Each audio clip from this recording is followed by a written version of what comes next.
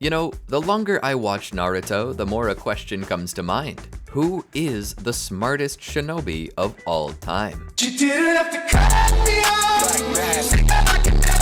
Like, we know who the strongest is, it's gotta be Naruto, though Boruto may soon change that. Before that though, it was Hashirama by far. But this isn't about who has greater skills, but who is smarter.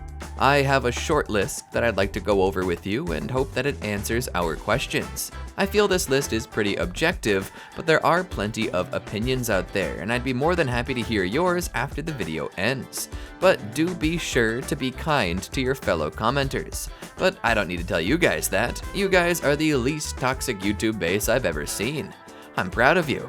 But anyway, let's begin. Oh, and first, before we forget, welcome to the Amagi. Before we begin, only 25% of our viewers are subscribed, so if you're a fan of the video, please like and double check if you are subscribed. And with that out of the way, let's get into the video.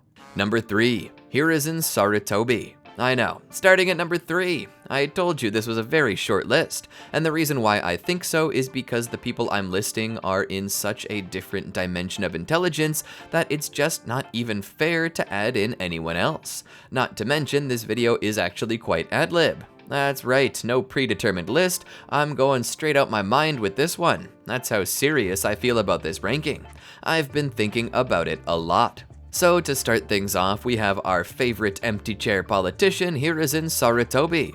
Proclaimed by people who have seen him fight to be the god of Shinobi, a title used by many characters, he also has another title that I'm certain a good few of you remember, and that was the Professor. And no, before you ask, it was not sarcastic. Jeez, even when I'm praising Hiruzen's skill, I can't help but take shots at him. Anyway, Hiruzen was revered for his intelligence due to his supposedly knowing every ninjutsu in existence. Probably. It was actually this intelligence that made him such a formidable foe even in his old age.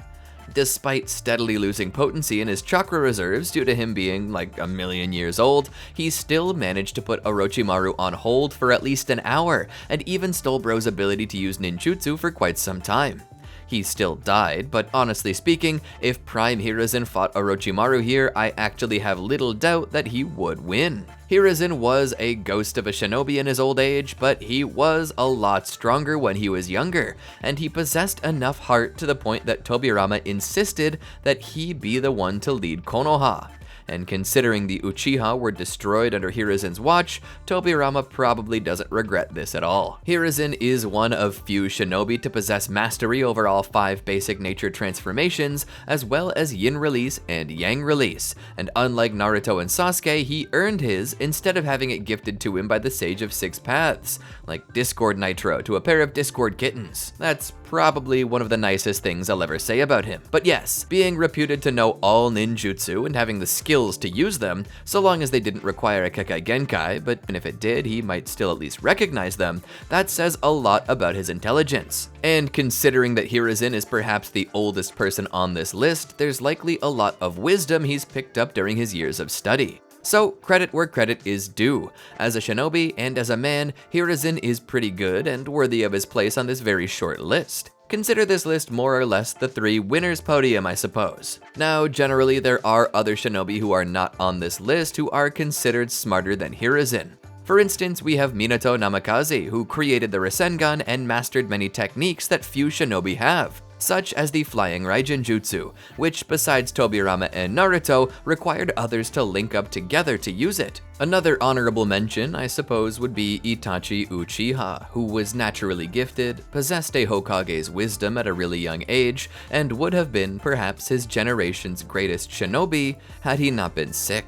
All of this is generally compared to Hiruzen, who as a man and as a shinobi is good, but as a politician sucks. It's a valid reason to think that they're more intelligent. After all, we can't list his good points without listing his bad ones as well. Hiruzen was the only Hokage who was nearly ousted not just once, but twice. The first time, after desperately trying to end the Second Shinobi World War, signed a peace treaty that was far too generous, and was seen by many as dishonoring the heroes who died during the war. Now, of course, Hiruzen's big heart is to blame for this. He desperately hates war and wishes to preserve life, which explains his ideas of compromise. However, despite that, he still dishonored the dead and ensured that there was nothing in return for Konoha to gain with the war's end. For this, and the uproar that came with it, Hiruzen elected to step down from office and place Minato in his role. The issue though is that after Minato died, Hiruzen came back as if nothing ever happened.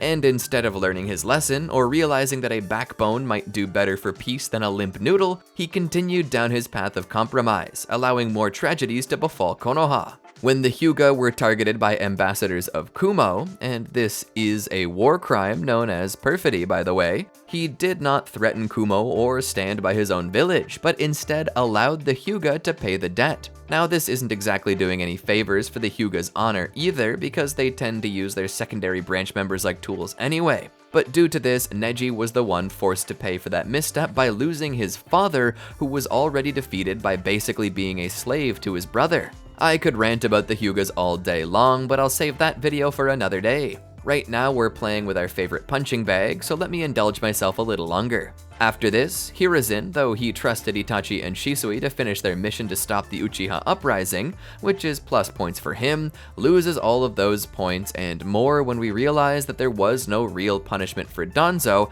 after he not only blinded the only person who could end the conflict peacefully, but then commanded his friend to exterminate an entire honored bloodline under threat. And before you try in any way to defend Hiruzen here, remember that just a little earlier than this, Danzo tried to have Hiruzen assassinated, and Hiruzen still didn't do anything about it. He let the man keep all of his powers. Danzo should have been executed for treason a long time ago, but because Hiruzen is too much of a softie, that didn't happen and a lot of people died. And if that's not enough, he could have killed Orochimaru, who had provably been kidnapping men, women, and children and experimenting on them, extinguishing their lives for the sake of information to extend his own useless life.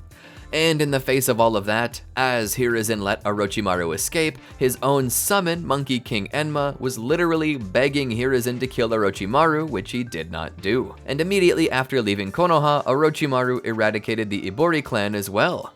Which means that because of Hiruzen's inactions, 2 whole bloodlines have gone extinct. And that's just off the top of my head. This is grounds for removing Hiruzen from this list and dropping him in the trash. But all this being said, we can't lie, he did have some intelligence with his mind, and I can partly attribute his bad luck as Hokage to him simply being too soft and kind, and following his heart instead of his brain. So if he had been a better Hokage, we would have him at a higher point on this list, but no, bro sucks too hard. So we're leaving him at number 3, and that's me being generous. Number 2, Orochimaru. Feels kind of weird talking about how letting Orochimaru live is one of Hiruzen's stupidest mistakes and then immediately adding him to the list ahead of Hiruzen. But hey, what can I say? Hiruzen had a chance to kill the competition and failed. But now let's talk about our favorite mad scientist. This bastard is one of the smartest characters in all of Naruto, and it's gonna be hard to change my mind. Like, sure, he's evil as crap, but he's still intelligent. Orochimaru had always been intelligent, but his sudden onset thanatophobia, that's fancy talk for being literally too scared to die, he lost his ever-loving mind and fell into a pit so deep that the only thing balancing his primal instinct was a cold and calculating mind that would have even made the Decepticon Shockwave shiver. Well, maybe not Shockwave. They'd probably be besties or something. But back to the point, Orochimaru is one of the more intelligent shinobi because, like Hiruzen, he either did or craved to know every ninjutsu, and likely had a vast majority, if not all, of the available ninjutsu that was possible for him to learn, and was even diving deeper than Hiruzen ever would.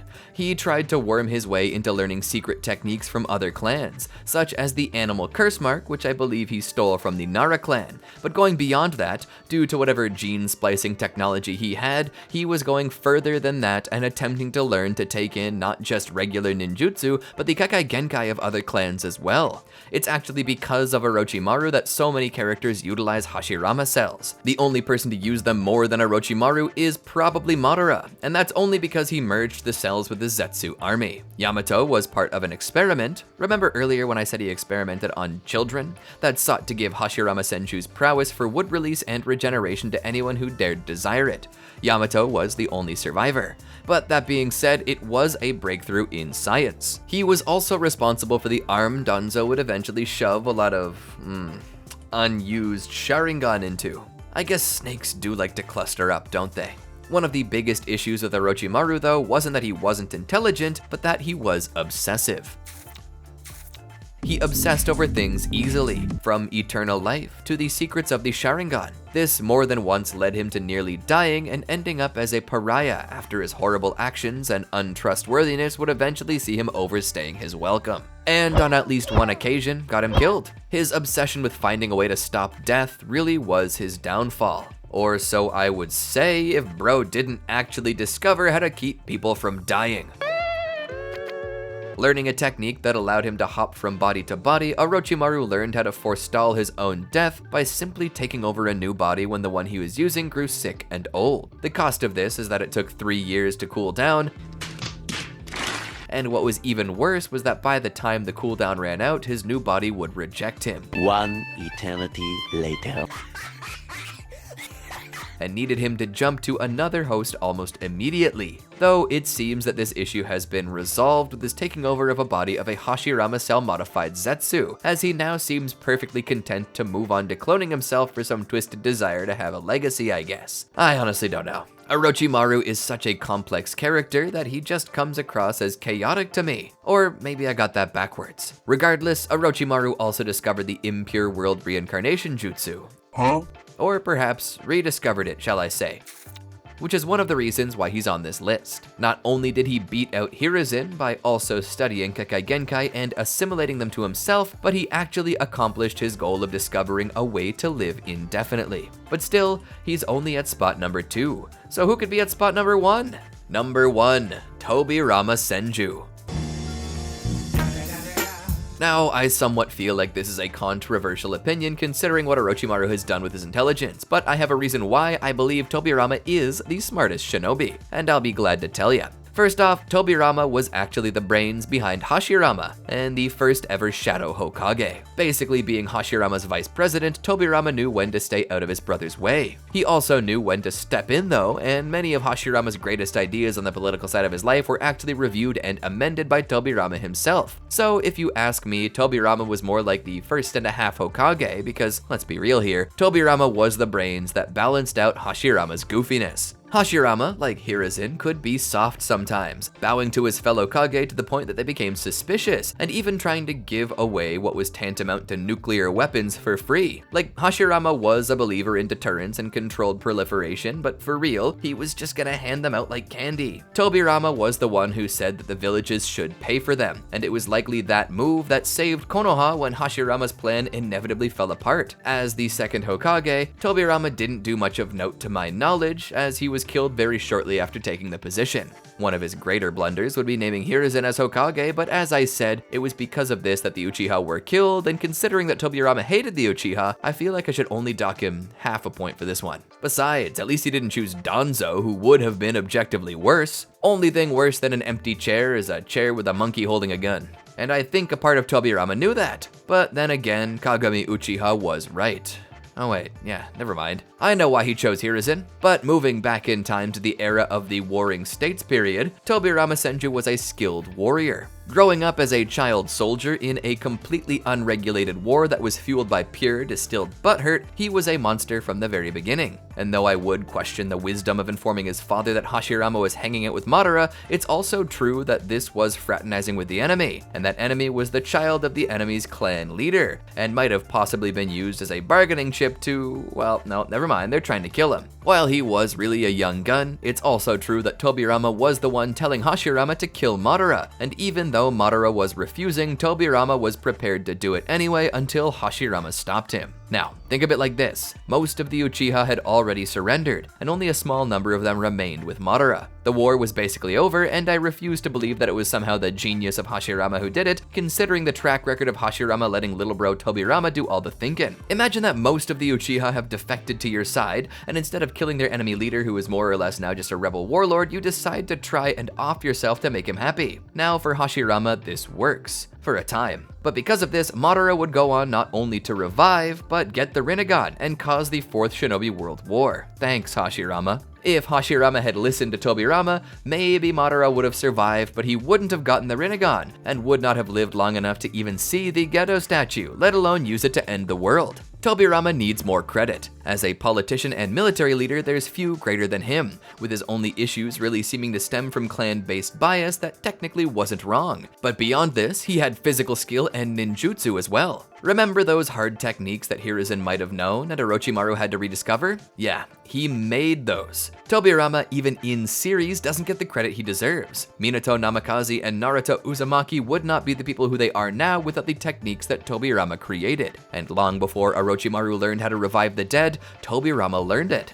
But unlike Orochimaru, Tobirama did not have rumors and partial scripts to go off to reforge it. This would be like comparing every nuclear physicist to Einstein and Oppenheimer. I'm not lying. Tobirama was like if George Washington and Albert Einstein had a baby with Bruce Lee. Tobirama was perhaps the smartest shinobi ever to grace the shinobi world. One of the strongest, right behind all the gifted people who got their powers from plot armor. After all of these things, he doesn't get the credit he deserves in or out of the series, and that's both hilarious and kinda sad at the same time. Oh, and I headcanon that the only reason Yamato was compatible with Wood Release was because he was somehow descended from Tobirama. The face masks don't lie. But anyway, what do you think? I know the list was really short, but that's because these three shinobi really feel like they leave everyone else in the dust. I'm also not counting Otsutsuki because that wouldn't really be fair. Let me know in the comments below what you think. Just be nice. Don't forget to like, subscribe, and ring the bell to be notified when more videos like this drop, and be sure to check out our other videos as well. Until next time, peace.